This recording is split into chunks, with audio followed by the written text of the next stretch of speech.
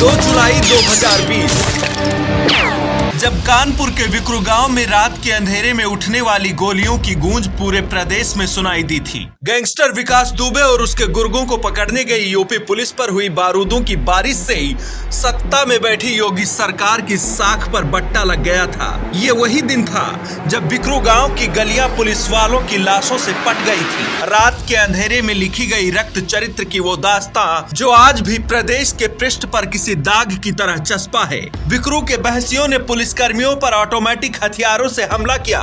रात के अंधेरे में विक्रू के बदमाश भागने में कामयाब हो गए और पीछे छोड़ गए थे 8 पुलिस कर्मियों की लाशें। विक्रू कांड के मुख्य आरोपियों में विकास दुबे का भतीजा अमर दुबे, जिसे पुलिस ने एनकाउंटर में मार गिराया था, और उसकी पत्नी खुशी दुबे को गिरफ्तार कर जेल भेज दिया था, जिसे फिलहाल सुप्रीम कोर्ट ने सशर्त जमानत दे दी है, जहां इसे योगी सरकार की बड़ी हार भी माना जा रहा है, क्योंकि खुशी दुबे के मामले में खुद योगी सरकार पैरवी कर रही थी। खुशी की जमानत को लेकर सरकार और विपक्ष आमने सामने खड़े थे। पूरे प्रदेश में खुशी की जमानत 2022 के चुनाव के दौरान एक मुद्दा बनकर उभरा था, लेकिन सरकार किसी भी मुरव्वत के मूड में नहीं थी। सुप्रीम कोर्ट में पैरवी करते हुए सरकार की तरफ से कहा गया था कि दरअसल खुशी दुबे पुलिसकर्मियों पर फायरिंग के लिए जिम्मेदार लोगों में शामिल थी, जिसने सभी को फायरिंग के लिए उकसाया था।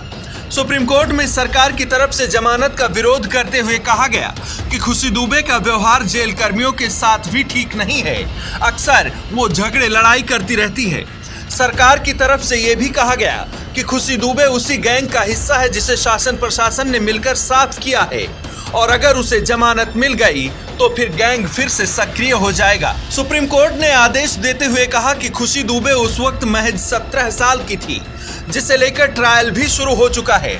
इसलिए खुशी दुबे को अब जेल के भीतर रखना उचित नहीं, लिहाजा खुशी को जमानत देना ही उचित रहेगा। इससे पहले खुशी दुबे की जमानत याचिका इलाहाबाद हाई कोर्ट की तरफ से खारिज कर दिया गया था, जिसके बाद मामले की अपील सुप्रीम कोर्ट में की गई थी। खुशी दुबे की जमानत को लेकर सरकार और विपक्ष दोनों तरफ से साख लगी थी। प्रदेश सरकार हर संभव खुशी की जमानत के विरोध में खड़ी थी, लेकिन सुप्रीम कोर्ट ने जमानत दे दी।